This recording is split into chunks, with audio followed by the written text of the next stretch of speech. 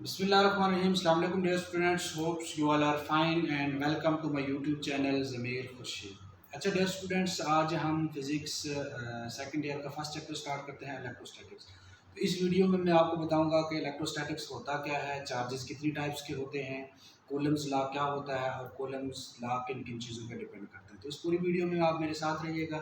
इंशाल्लाह चलते हैं हम अपने मेन टॉपिक्स की तरफ जो है इलेक्ट्रोस्टैटिक्स. तो पहले मैं आपको बताऊंगा कि इलेक्ट्रोस्टैटिक्स क्या चीज़ है. इलेक्ट्रोस्टैटिक्स,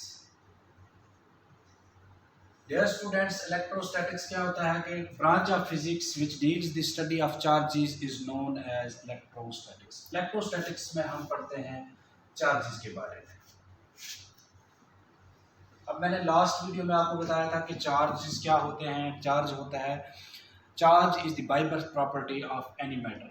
लास्ट टाइम ये भी मैंने कहा था आपको कि चार्ज जो है वो दो टाइप्स के होते हैं. एक होता है हमारे पास पॉजिटिव चार्ज एंड दूसरा होता है हमारे पास नेगेटिव चार्जेस. अब इन पॉजिटिव और नेगेटिव चार्जेस ये भी मैंने आपको कहा था कि दो सिमिलर चार्जेस जो हैं वो एक दूसरे को रिपेल करते हैं. इट में भी अगर दो पॉजिटिव चार्जेस हों या दो नेगेटिव चार्जेस हों तो ये दोनों एक दूसरे को क्या करेंगे, रिपेल करेंगे.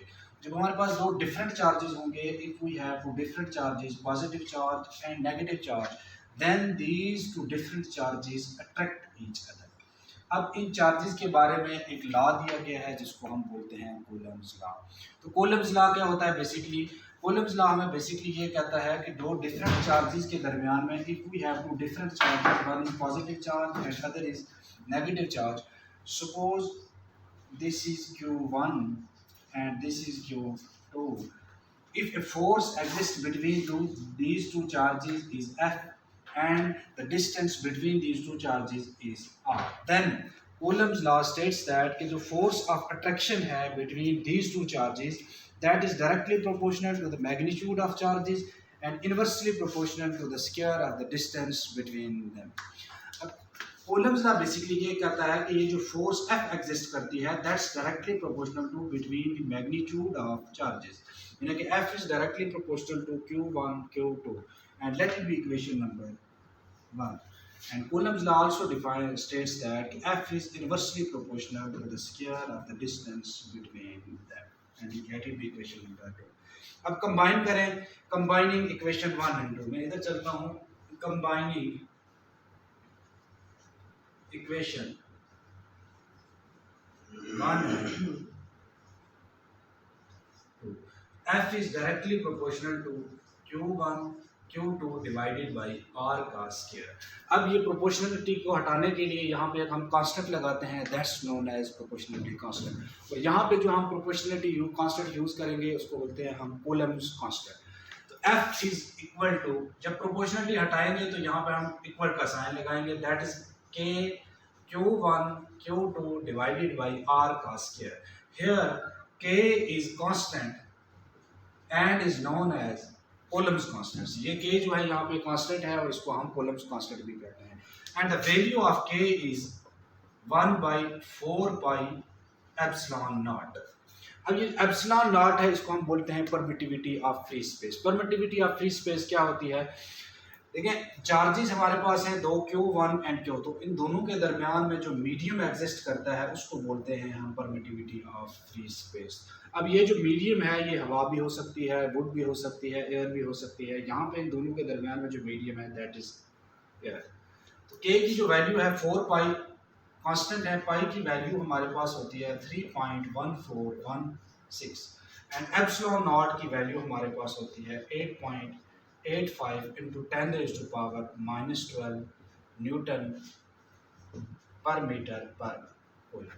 जब ये वाली वैल्यूज हम यहाँ पे पुट करते हैं तो K की वैल्यू जो हमारे पास आ जाती है वो आती है 9 into 10 raised to power -11 Newton पर मीटर कूलम. ये हमारे पास K की वैल्यूज आ जाती है.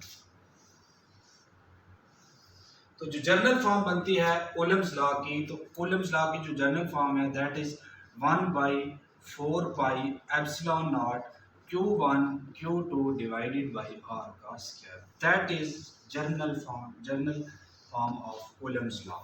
अब डियर स्टूडेंट्स, जब हमारे पास मीडियम यहाँ पे एयर है, यहाँ पे मीडियम वुड भी हो सकता है। If we have two charges that is positive and negative charges and the medium that exist between these two charges is would.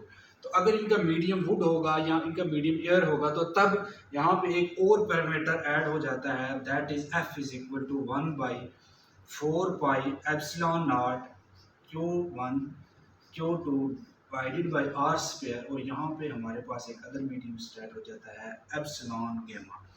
अब ये जो एप्सिलॉन गैमा है बेसिकली हमारे पास, इसको बोलते हैं हम रिलेटिव परमिटिविटी। ये जो एप्सिलॉन गैमा मैंने यहाँ आपको बताया, एप्सिलॉन गैमा, इसको बोलते हैं हम relative permittivity. Relative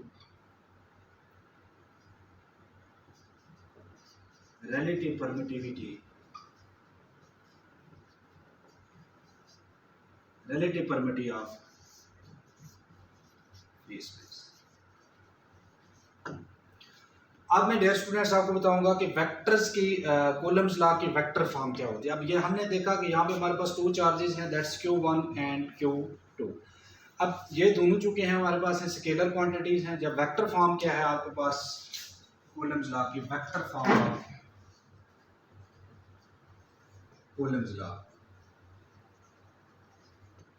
if we have two charges that's Q1 and other charges that is Q2, if the force that exists between on this charge Q1 is F12 and the force that exists on this is F21, यानी कि जब इन दोनों charges के दरमियान में force of attraction होगी तो ये पॉजिटिव चार्ज इस पे फोर्स अप्लाई करेगा और ये भी इस पे। तो ये Q1 चार्ज जो Q2 पे force apply, that represents F1 of 2, और Q2 जो फोर्स अप्लाई कर रहा है Q1 पे, दैट इज F2 ऑफ 1। तो here we can conclude that, yeah, we can say that F12 is equal to minus F2 of 1. Here this negative sign basically shows that, negative sign shows forces are equal in magnitude but opposite in direction.